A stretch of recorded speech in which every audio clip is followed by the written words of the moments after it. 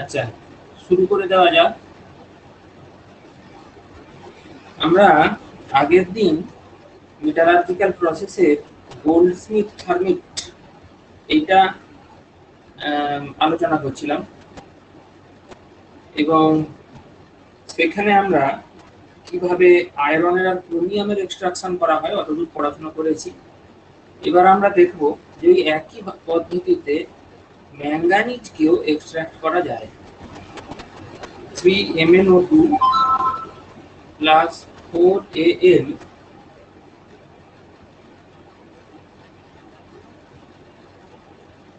এখান থেকে 2Al2O3 plus 3Mn। এবার আগের গুলোর মতোই এখানেও ম্যাঙ্গানিজকে লিকুইড স্টেটে পাওয়া যায়, এবং এটা সম্ভব হয়েছে কেন? তার কারণ এই প্রসেসটা হতে পেরেছে, তার কারণ হচ্ছে electro positivity of aluminium is greater than manganese। সেই কারণে ম্যাঙ্গানিজ ডাইঅক্সাইডের থেকে ম্যাঙ্গানিজকে অ্যালুমিনিয়াম সাবস্টিটিউট করে নিজে ঢুকে পড়েছে। তো যাই হোক, আজকে আমাদের আলোচনার বিষয় হচ্ছে বিশুদ্ধীকরণ বা পিউরিফিকেশন। তোমাদের কি মনে আছে এটা কত দাগে হবে এই পিউরিফিকেশনটা? এই রোস্টিং, ক্যালসিনেশন এইসব করে করে পিউরিফিকেশনটা সম্ভবত 6 দাগে হবে। এর আবার অনেকগুলো মেথড। মেথডগুলো কি? যেমন এক হচ্ছে polling.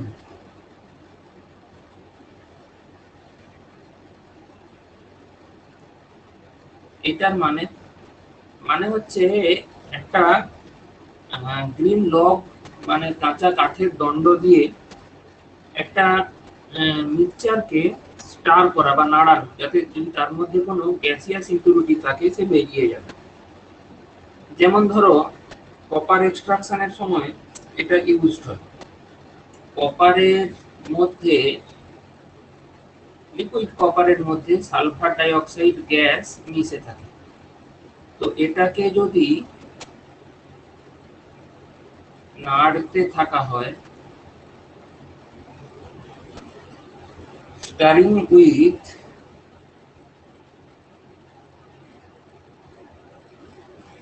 Log of green would,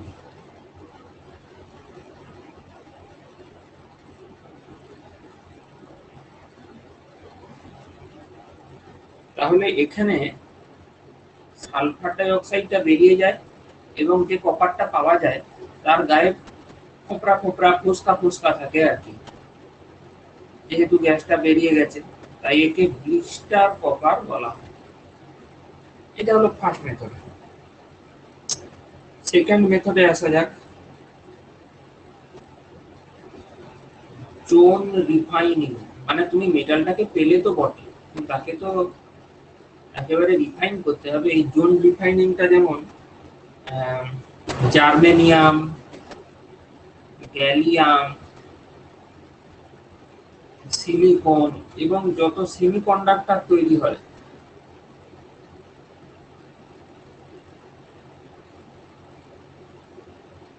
সেইগুলোর ক্ষেত্রে ব্যবহৃত, এবং একেবারে এখানে 99.9% পিউরিটি পাওয়া যায়। তো কি করে হয় সেটা আমি একটু তোমাকে দেখাই।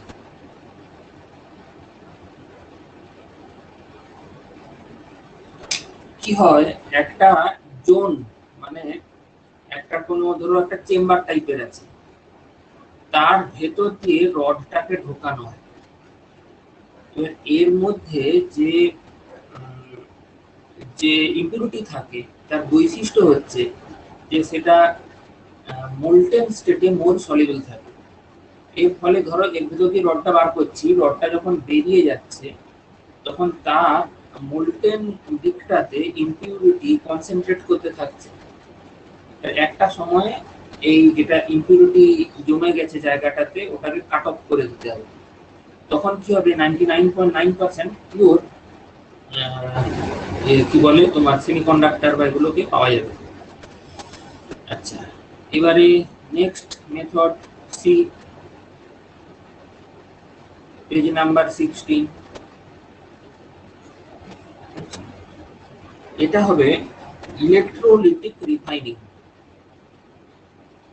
এগুলো পরীক্ষার জন্য গুরুত্বপূর্ণ বলেই পড়াচ্ছি। যেমন ধরো একটু আগে যে গোল্ডস্মিথ থার্মিট প্রসেস পড়ালাম, আগের দিনের প্রসঙ্গ টেনে বলি, এখানে কিন্তু আয়রন, ক্রোমিয়াম, ম্যাঙ্গানিজ এগুলো সবকে এক্সট্রাক্ট করা যায়। কারণ বলবে নিচের কোনটাকে এক্সট্রাক্ট করা যায় না।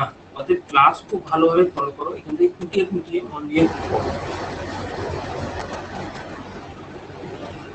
ইলেকট্রোলিটিক রিফাইনিং, এখানে কি হয় তোমরা মাধ্যমিকের সময়ও পড়েছো, ইমপিওর মেটালের যে রড সেটাকে অ্যানোড হিসেবে ব্যবহার করা হয় এবং পিওর মেটালের রডকে ক্যাথোড হিসেবে ব্যবহার করা হয় এবং একটা solution of salt of the metal, এইটা ইলেকট্রোলিটিক সলিউশন হিসেবে ব্যবহৃত হয়। তাহলে ইলেকট্রোলিটিক সলিউশন এখানে কি থাকে, solution of salt of metal. যাই হোক, এইভাবে আমরা কপার, অ্যালুমিনিয়াম এগুলোকে এক্সট্রাক্ট করে থাকি। এগুলো মেনশন ওয়ার্কি আমাদের সিলেবাসের মধ্যে। যেমন ইলেকট্রোলিটিক রিফাইনিং অফ কপারের কাছে আসি।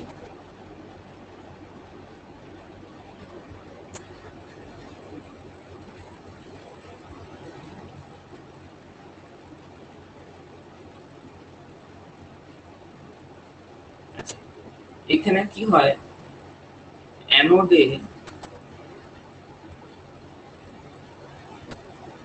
যে ইমপিওর কপার থাকে তার থেকে দুটো ইলেকট্রন চলে গিয়ে Cu2+ আসে। এখানে ইলেকট্রোলাইট হিসেবে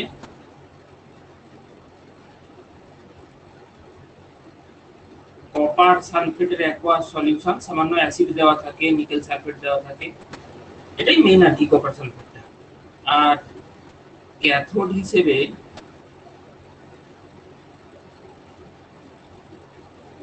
পিওর কপার থাকে।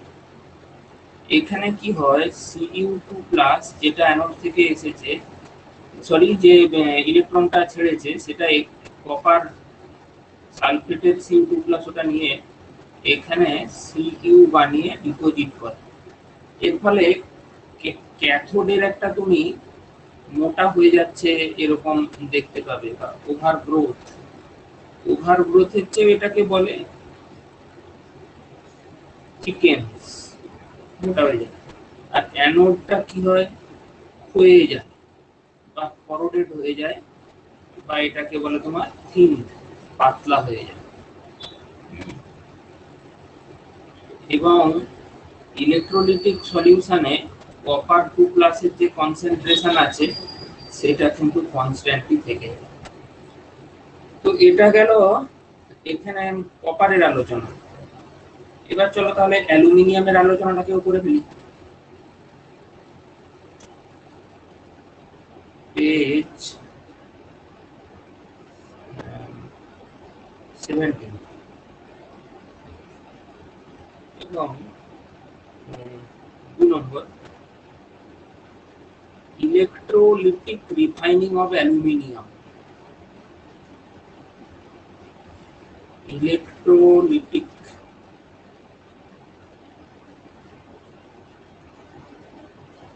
রিফাইনিং অফ অ্যালুমিনিয়াম, ব্যাপারটা কি হয়, এটার একটা নাম আছে, একটা হুপস প্রসেস বলে। একটা ট্যাঙ্কের মধ্যে সবচেয়ে নিচে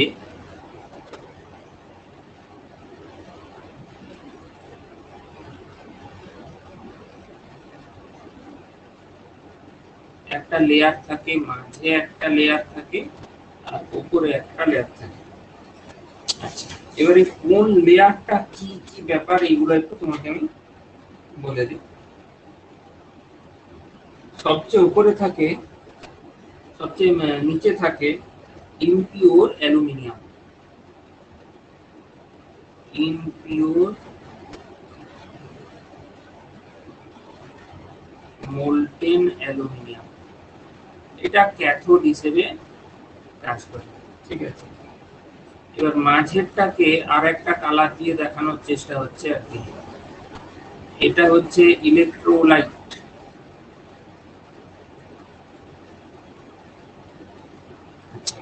ইলেকট্রোলাইটে কি থাকে? ক্রায়োলাইট, AlF3 3NF বা Na3AlF6 এবং বেরিয়াম ফ্লুরাইড থাকে। এটা হচ্ছে তাহলে ইলেকট্রোলাইটিক সলিউশন। আচ্ছা, আর সবচেয়ে উপরে থাকে হালকা যেটা পিওর অ্যালুমিনিয়াম। পিওর অ্যালুমিনিয়াম এটা হচ্ছে তোমার ক্যাথোড হিসেবে কাজ করে। বাট ইন ব্রিফ জিনিসটা কি, এই যে ইমপিওর মোল্টেন অ্যালুমিনিয়াম আছে না, এর তিনটা ইলেকট্রন ছেড়ে দিয়ে Al3+ হয়, আর এখানে Al3+ থেকে এটা এলো Al3+, এই যে ক্রায়োলাইটের থেকে Al এটা এসেছে। সেখানে একটা মিস্টেক হয়ে গেছে, Lf2 হয়ে গেছে, ওটা Lf6 হবে। তো এইভাবে আমরা পিওর অ্যালুমিনিয়াম পেতে থাকি ক্রমাগতভাবে। পিওর মোল্টেন অ্যালুমিনিয়াম তো অ্যানোড। উপরেরটা অ্যানোড, উপরেরটা অ্যানোড। না না না না না না না না না, ইমপিওর মোল্টেন উপরেরটা ক্যাথোড ঠিক লিখেছি, ভুলবশত নিচেরটা অ্যানোড। ঠিক বলেছো, নিচেরটা অ্যানোড, এই ক্রমশ হয়ে যাচ্ছে আর উপরেরটা ক্রমশ থিকেন্ড হচ্ছে। Very good for pointing out my mistake. আচ্ছা, এবারে আসা যাক নেক্সট প্রসেস, যেটা হচ্ছে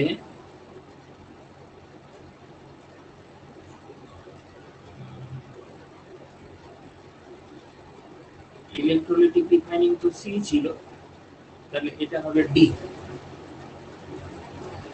আচ্ছা, এটা পরীক্ষার জন্য ভীষণই ইম্পর্টেন্ট, যেটা নাম হচ্ছে ভেপার ফেজ রিফাইনিং।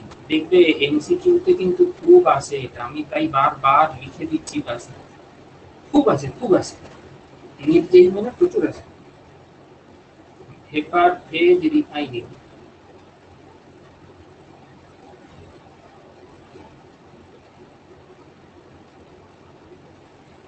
জিনিসটা কি? আচ্ছা, এটা দুটো আছে, এক হচ্ছে মনস প্রসেস। মনস প্রসেসে নিকেলকে ভেরিফাই করা হয়।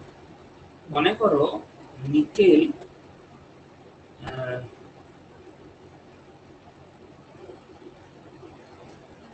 সলিড স্টেটে আছে, তার সাথে ইম্পিউরিটি মিশে আছে।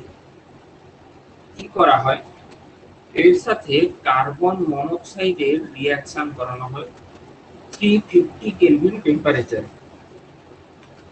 করে, একটা খুব স্টেবল কমপ্লেক্স তৈরি হয়। এটা হচ্ছে NiCO4। এর স্ট্রাকচার সম্পর্কে তোমরা কোঅর্ডিনেশন কম্পাউন্ড চ্যাপ্টারে পড়েছো, আমি পড়িয়েছি। এখানে সবচেয়ে গুরুত্বপূর্ণ বিষয় এটা গ্যাস, তাহলে এটাকে গ্যাস ফেজে সেপারেট করে নেওয়া যাচ্ছে সলিড ইম্পিউরিটি গুলোর থেকে। এরপরে এই গ্যাসটাকে আবার 470 কেলভিনে হিট করা হবে, তখন সেখান থেকে পিওর নিকেল পাওয়া যায় আর কার্বন মনোক্সাইড পাওয়া যায়। পরীক্ষাতে কিন্তু এটি খুব আসে। আর একটি খুব আসে নিয়ম করেই, সেটা হচ্ছে ভ্যান আর্কেল ডি বোয়ের প্রসেস।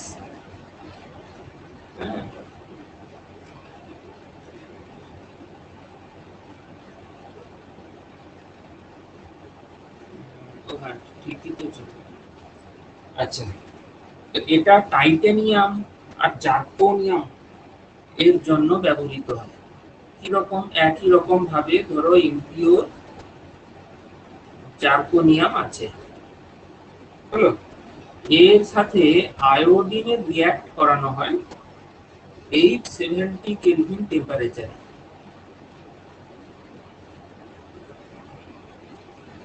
এর ফলে জার্কোনিয়াম আয়োডাইড বলে একটা স্টেবল গ্যাসিয়াস কম্পাউন্ড তৈরি হয়।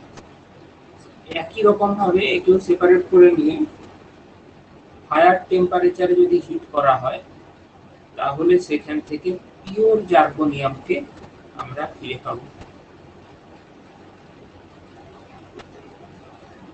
আচ্ছা, একই রকম ভাবে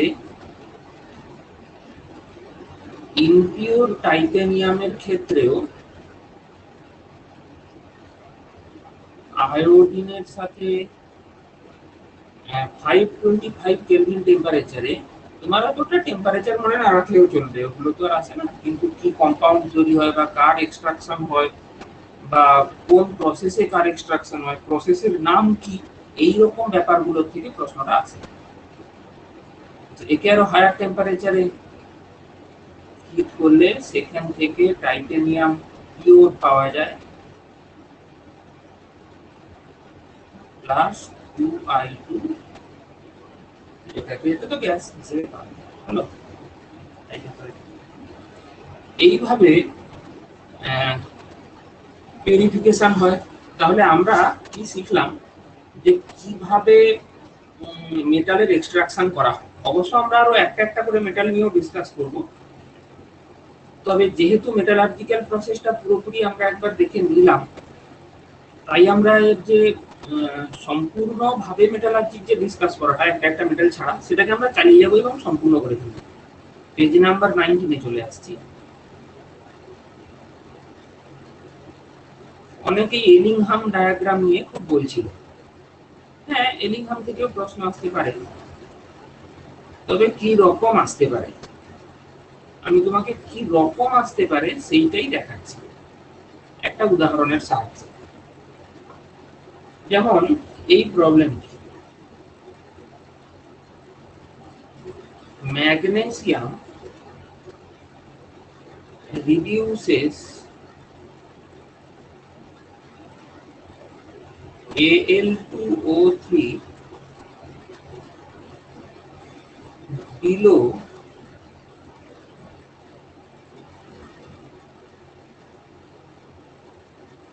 1350 degree Celsius temperature. Again,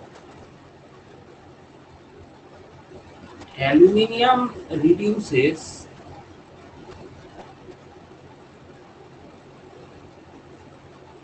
magnesium oxide above 1350.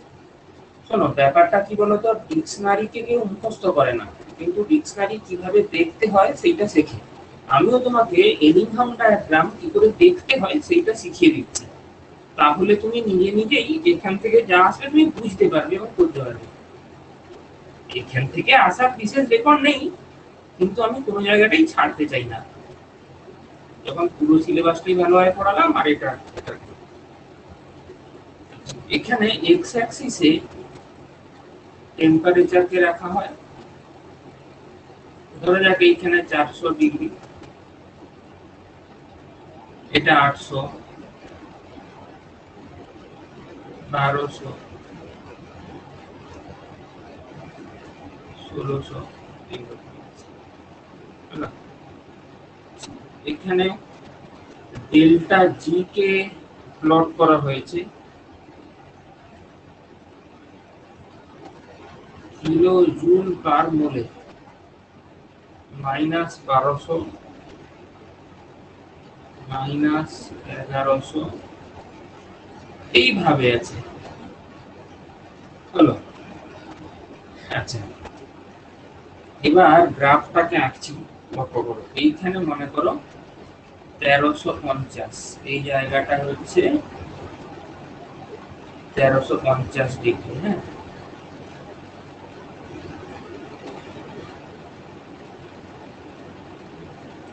ঠিক কি করতে চাইছি,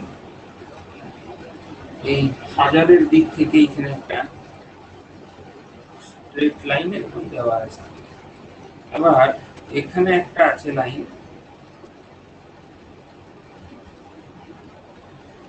এই এই লাইনগুলো কি বোঝায়? উপরের যে লাইনটা সেটা অ্যালুমিনিয়াম থেকে অ্যালুমিনিয়াম অক্সাইড হওয়ার বিভিন্ন টেম্পারেচারে ডেল্টা জির যে ভ্যালু হয় সেইটাকে বোঝায়। আর নিচেরটা ম্যাগনেসিয়ামের থেকে ম্যাগনেসিয়াম অক্সাইড হওয়ার যে প্রসেস তার বিভিন্ন টেম্পারেচারে যে ডেল্টা জি সেটাকে বোঝায়। এবার তুমি লক্ষ্য করো, এই যে 1350 ব্যাপারটা, তার তলায় এমজি থেকে এমজি ও হওয়ার জন্য যে ডেল্টা জি সেইটা বেশি নেগেটিভ। তাহলে এখানে ম্যাগনেসিয়াম অক্সাইড তৈরি হওয়ার টেন্ডেন্সিটা বেশি। তার মানে আমি কি বলতে পারি? আমি বলতে পারি যে বিলো 1350 কেসটা কি হবে? Al2O3 থেকে ম্যাগনেসিয়াম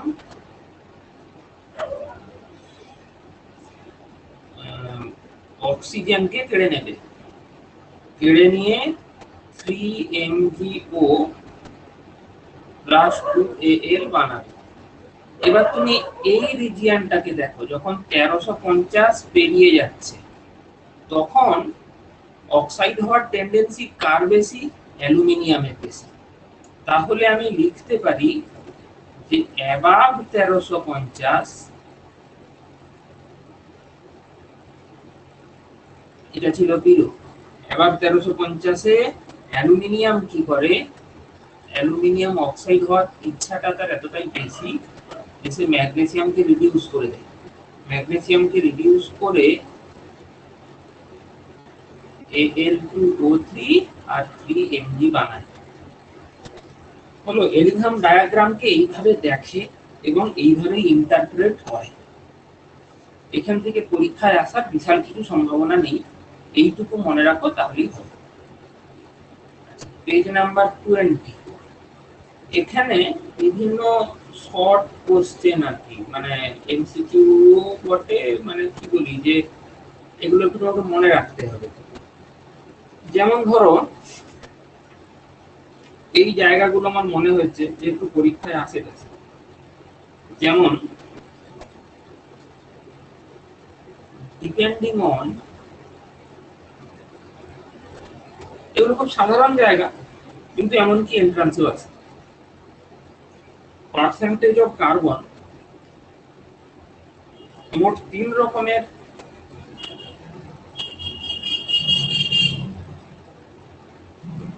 আয়রন পাওয়া যায়। তুমি দেখবে প্রিভিয়াস নিতে এগুলো আছে। এক হচ্ছে কাস্ট और পিগ আয়রন, যার মধ্যে কিনা 2 থেকে 5% কার্বন থাকে। আর এক হচ্ছে স্টিল, যার মধ্যে 0.15 থেকে 1.5% কার্বন থাকে। আর এক হচ্ছে রট আয়রন,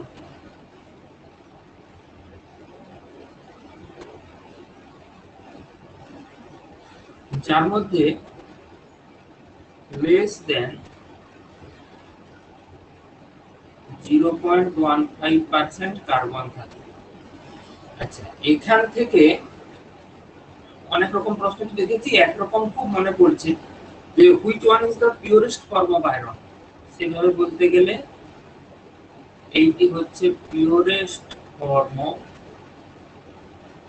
আয়রন। এখান থেকে এরকম কোশ্চেন দেখেছি। 2 নম্বর খুবই পপুলার কোশ্চেন, সবাই জানে কিন্তু এটা তো বলতেই হয়, সেটা হচ্ছে গ্যালভানাইজেশন। এটা কি? এটা হচ্ছে electroplating of zinc on iron. Electroplating তো তোমরা মাধ্যমিকেই পড়েছো, সেই নিয়ে আর কিছু বলতে চাই না, কোনটা ক্যাথোডে কোনটা অ্যানোডে। অফ জিঙ্ক অন আয়রন, কিন্তু এমনটা কেন করা হয়? টু প্রিভেন্ট রাস্টিং বা corrosion,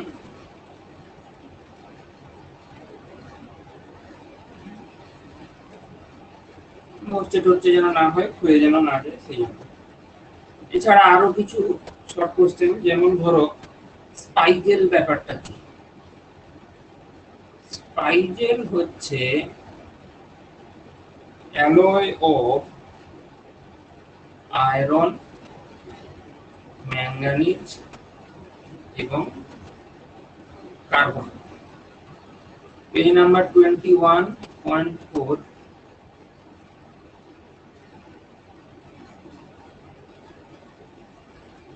বা ধরো রুজ কাকে বলে? Fe2O3 হচ্ছে রুজ। বা ধরো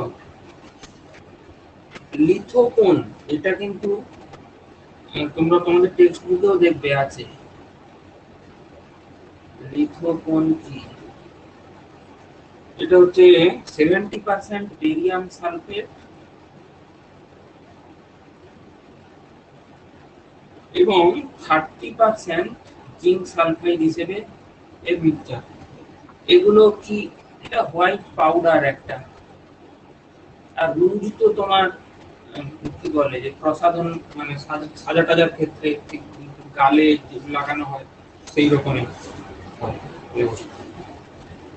আচ্ছা, তো এখানে তোমাকে আরো কিছু একটু ওই অ্যালয় টলয় সম্পর্কে বলে নিতে চাই। যেমন ধরো এইগুলো একটু খেয়াল রেখো তো। সোল্ডার, এর মধ্যে টিন আর লেড থাকে।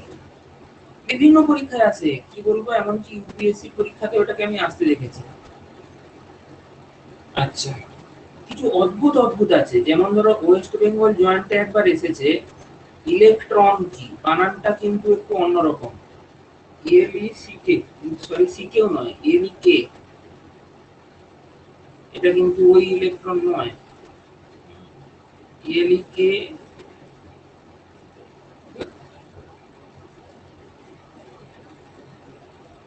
ইএলইকে এইরকম খুব আনকমন এগুলো। যেমন এর মধ্যে কি থাকে? ম্যাগনেসিয়াম আর অ্যালুমিনিয়াম, এটাই মেন। তাছাড়া অনেক ছোট ছোট পার্সেন্টেজে থাকে, যেমন জিঙ্ক থাকে, ম্যাঙ্গানিজ থাকে, গ্যাডোলিনিয়াম থাকে, হ্যাঁ, সিলভার থাকে, নিওডিমিয়াম থাকে, কিন্তু এগুলো কম। এই এই ম্যাগনেসিয়াম আর অ্যালুমিনিয়ামটাই মেইনলি থাকে। এটা কি কাজে লাগে? এটা এরোস্পেস ইঞ্জিনিয়ারিং এ কাজে লাগে। ইউজড ইন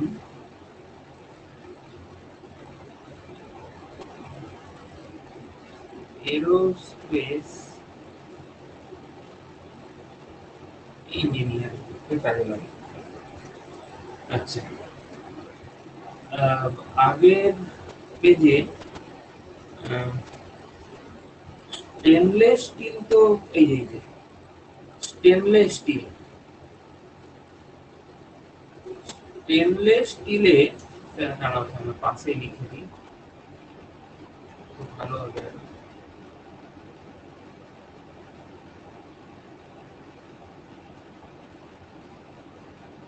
স্টেনলেস স্টিলে আয়রনের সাথে কার্বন তো থাকে দেখলে, সেছাড়াও ক্রোমিয়াম থাকে। এটাকে একটু মনে রাখার বিষয়। নেক্সট, এরকমই আরেকটা এনসিইআরটি টেক্সট বুকে দেখবে, গিয়ার নেটব্লকের চ্যাপ্টারে আছে।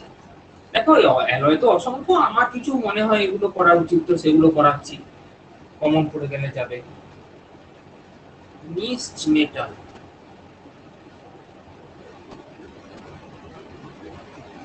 মিক্স মেটালে কি থাকে?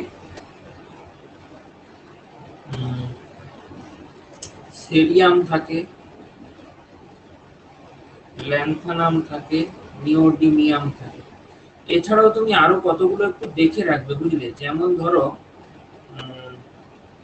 গান মেটাল,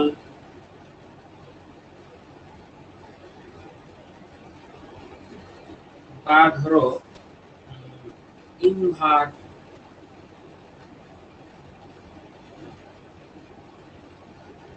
বা জার্মান সিলভার।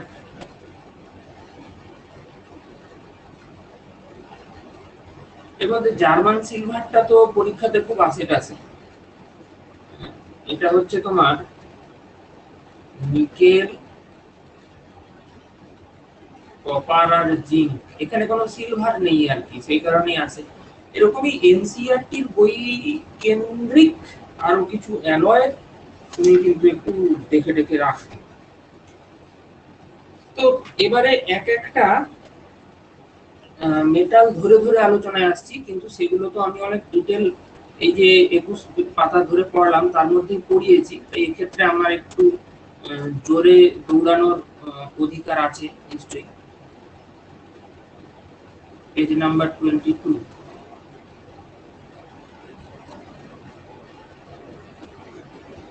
আচ্ছা, তো সবচেয়ে প্রথমে চারটে আছে।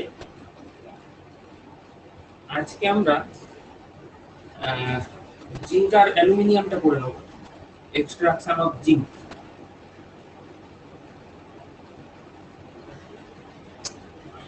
এর মেন ওর হচ্ছে জিঙ্ক ব্লেন্ড।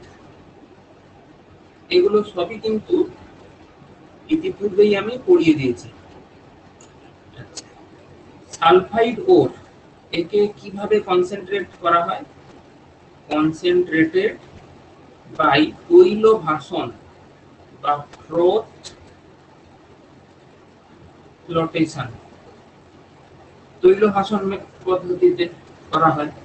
তারপরে একে কি করা হয়? রোস্টিং, সালফার ওরকে রোস্টিং করা হয়। রোস্টিং ক্যালসিনেশন আমরা পড়েছি না, কিভাবে হয়? জিঙ্ক সালফাইডের সাথে প্রচুর অক্সিজেন দিয়ে একে হিট করা হয় বিলো মেল্টিং পয়েন্ট, তখন জিঙ্ক অক্সাইড আর সালফার ডাই অক্সাইড তৈরি হয়। এই জিঙ্ক অক্সাইডের সাথে কোক দিয়ে হিট করে একে কার্বন রিডাকশন করা হয়, করে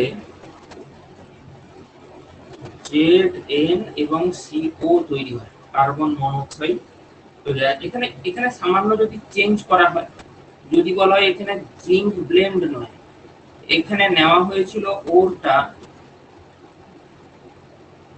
জিঙ্ক কার্বনেট, তাহলে কি বলা হয়? ক্যালামাইন। তাহলে কিছু চেঞ্জ হবে, যেমন এখানে যে রোস্টিং হয়েছে এখানে রোস্টিং হবে না, এখানে কি করতে হবে? ক্যালসিনেশন করতে হবে।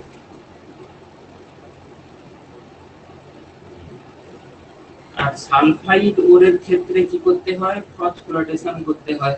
এক্ষেত্রে ফসফোরিলেশন হবে না।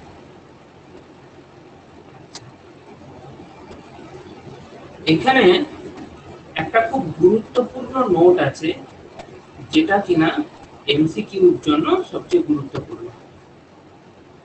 সেটা হচ্ছে এইভাবে যে জিঙ্ক পাওয়া যায় সেটা কিন্তু ইমপিউর জিঙ্ক,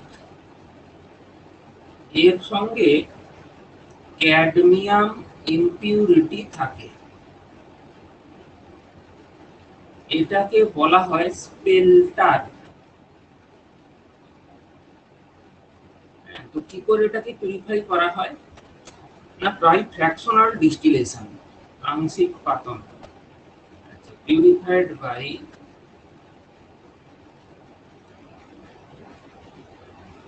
ফ্র্যাকশনাল ডিস্টিলেশন।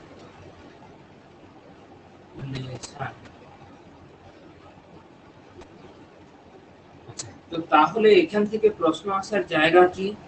এর মেন ওর কোনটা সেটা আসবে না, এখানে মানে কোন মেথডে একে কনসেন্ট্রেট করা হয়, তারপরে একে কিভাবে রিডিউস করা হয় কার্বন রিডাকশন মেথডে, এবং স্পেলটা, এই জায়গাগুলোর থেকে প্রশ্ন আসার এখানে সম্ভাবনা আছে। পেজ নাম্বার 23 তে চলে যাচ্ছে। এক্সট্রাকশন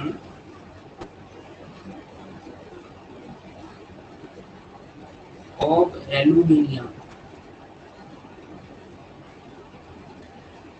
এটা তো আমরা একটু আগে ডিটেল আলোচনা করেছি আগের দিনে, তবুও বলা যাক।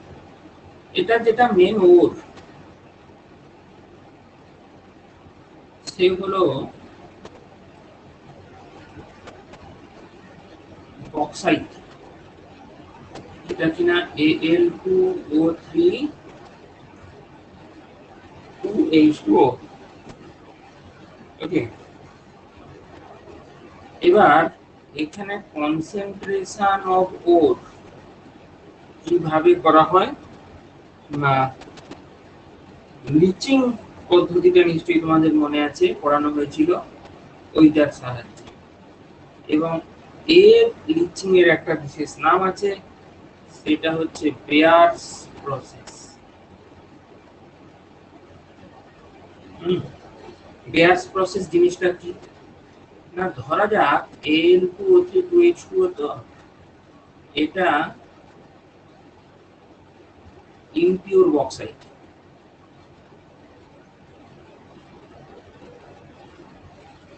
এই ইমপিউর বক্সাইটকে সোডিয়াম হাইড্রোক্সাইডের অ্যাকোয়াস সলিউশন দিয়ে হিট করা হচ্ছে। তখন এখান থেকে একটা কমপ্লেক্স তৈরি হবে, NaAlOH whole 4। একটু ভুল হয়ে গেল,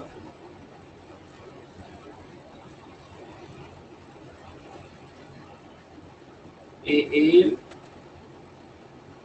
দেখো প্রশ্ন আসার জায়গা কোনগুলো, এইখান থেকে প্রশ্ন আসবে। এই কমপ্লেক্সটা কি জানতে চাই, ফর্মুলা জানতে চাই। একে কার্বন ডাই অক্সাইডের সাথে এর ভিতর দিয়ে পাস করালে অ্যালুমিনিয়াম হাইড্রোক্সাইড এর হোয়াইট প্রেসিপিটেশন পড়ে যাবে। একে যদি অনেক হিট করা হয় 1470 কেলভিনে, তখন সেখানে আমি এটাকে বলা হয় অ্যালুমিনা, পিওর অ্যালুমিনা পাবো। এই হচ্ছে বেয়ার্স প্রসেস। তাহলে প্রথমে ওর সম্পর্কে জানা হলো, দ্বিতীয় হচ্ছে বেয়ার্স প্রসেসে কনসেন্ট্রেশন হলো, 3 নম্বর হচ্ছে এটার ইলেকট্রোলিটিক রিডাকশন হয়, ওটার নাম হচ্ছে হেরোল্ডস প্রসেস।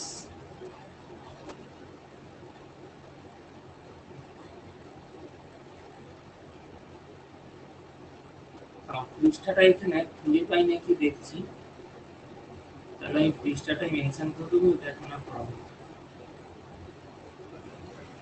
তো এটা আর প্রিভিয়াসে তো যাচ্ছে না।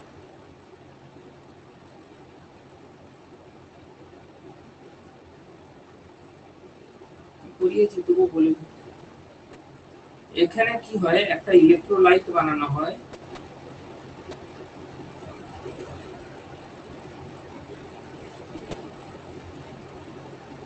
যেখানে ক্রায়োলাইট নেওয়া হয়, ফ্লুওরস্পার নেওয়া হয়, এবং অ্যালুমিনা। ক্রায়োলাইট কত 60% নেওয়া হয়, ফ্লুওরস্পার 20%, অ্যালুমিনা 20%। ঠিক আছে, ক্রায়োলাইটের ফর্মুলা তো আমরা জানি, AlF3BnF, ফ্লুওরস্পার হচ্ছে CaF2, অ্যালুমিনা হলো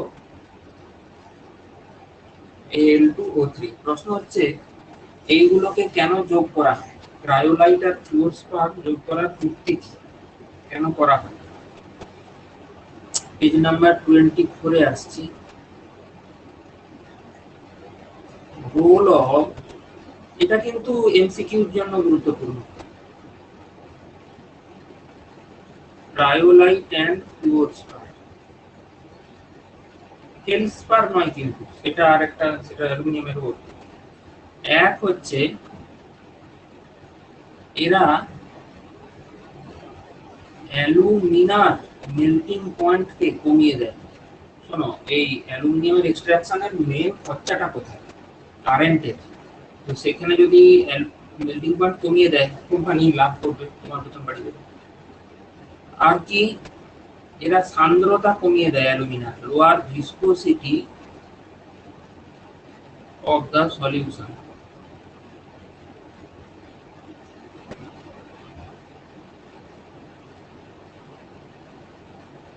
আর কি করে, তড়িৎ পরিবাহিতা বাড়িয়ে দেয়, এনহান্স ইলেকট্রিক কন্ডাক্টেন্স। এইভাবে না হয় একে এক্সট্রাক্ট করা গেল। কিভাবে এক্সট্রাক্ট করা যাচ্ছে মাধ্যমিকের সময়ও পড়েছো, তবুও এখন পড়াতে হয়। +3O2-, এই অ্যালুমিনিয়াম 3+ ক্যাথোডে যায়, গিয়ে 6টা ইলেকট্রন নিয়ে অ্যালুমিনিয়াম হিসেবে ডিপোজিট হয়। আবার এরা অ্যানোডে যায়, গিয়ে 6টা ইলেকট্রন ছেড়ে দেয়, দিয়ে তারপরে 3/2O2 এটা বানায়। এই যে O2টা তৈরি হলো, এ খুব খারাপ কাজ করে। এ কি করে, এখানে অ্যানোড হিসেবে গ্রাফাইট ইউজ হয়। আর ছবিটা নিশ্চয়ই মনে আছে, এরকম একটা ট্যাঙ্ক থাকে, তার মধ্যে এরকম গ্রাফাইটের রড গুলো ঝোলানো থাকে, এবং এখানে সলিউশনটা ইলেকট্রোলাইটিক সলিউশন থাকে। তাহলে এই অক্সিজেন কি করবে, এই গ্রাফাইটের সাথে রিঅ্যাকশন করে একে CO, CO2 এসবে বানিয়ে এর অবস্থা খারাপ করে দেবে। এটা কিন্তু দামি ইলেকট্রোড। তাহলে সেখান থেকে বাঁচার জন্য কি করা হয়, এই সলিউশনের উপরে কোক ছড়িয়ে রাখা হয়। তাহলে এরা কোককে অ্যাটাক করে এবং এই গ্রাফাইট বেঁচে যায়। প্রসঙ্গত এখানে ক্যাথোড হিসেবে কি ব্যবহৃত হয়, গ্যাস কার্বন। সেটা কোথায় থাকে, এই যে ট্যাঙ্কিটা আমি দেখিয়েছি, এইটারই গায়ে গ্যাস কার্বনের প্রলেপ দেওয়া থাকে, এইটাই ক্যাথোড হিসেবে এখানে ব্যবহৃত হয়। যে লাল দিয়ে যেটাকে দেখাচ্ছি আর কি, হয়তো ভাবটা বেঁকে যাচ্ছে একটু। হলো, এবার পেজ নাম্বার 25-এ আসছি।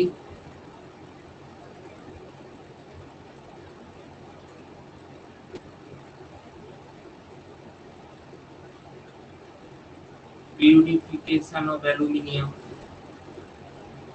এটা আজকেই পড়েছি, কুকস প্রসেস। পেজটা যদি খুঁজে পাই মেনশন করে দিচ্ছি।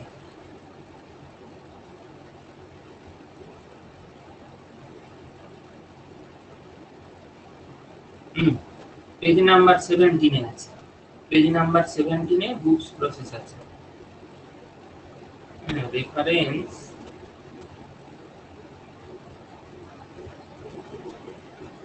Page number 17। এখনো বাকি আছে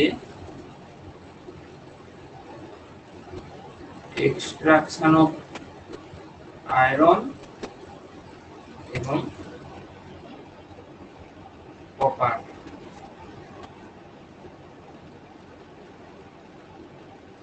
যেটা আমরা